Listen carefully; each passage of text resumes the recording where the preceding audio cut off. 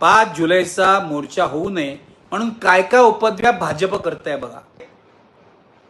भाजपचे प्रवक्ते असतील किंवा फडणवीसांचे दलाल असतील, हे थेट या मोर्चावर हल्ला करतायत. ते उद्धव ठाकरेंवर हल्ला करतायत आणि असं म्हणतायत की उद्धव ठाकरे मुख्यमंत्री असतानाच त्यांनी त्रिभाषा सूत्र स्वीकारलेलं होतं. माशेलकर समितीचा अहवाल जो राष्ट्रीय शिक्षण धोरण सांगतो तो अहवाल त्यांनी स्वीकारलेला होता. मुद्दा असा आहे, उद्धव ठाकरेंनी अहवाल जरी स्वीकारला असेल तरी त्यांनी त्रिभाषा सूत्राची अंमलबजावणी केली होती का? तर ती अजिबात केली नव्हती.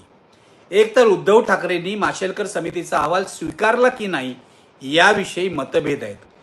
हा अहवाल नंतर अधिकृतपणे स्वीकारला एकनाथ शिंदेनी मुख्यमंत्री म्हणून आणि त्यांच्या मंत्रिमंडळाने, आणि त्याची अंमलबजावणी आता या शैक्षणिक वर्षापासून फडणवीस यांच्या सरकारने दादा भुसेंनी शालेय शिक्षण मंत्री म्हणून सुरू केली आहे. सत्य.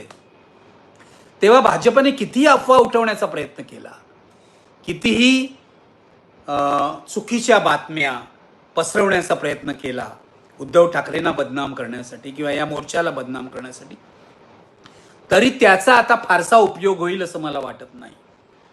5 जुलैला मोर्चा निघणार आहे.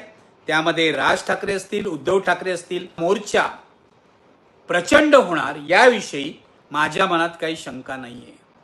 मराठी माणसाची एकजूट सत्ताधाऱ्यांच्या दमनशाही विरुद्ध, हिंदी लादण्याविरुद्ध या मोर्चामध्ये स्पष्टपणे दिसणार आहे.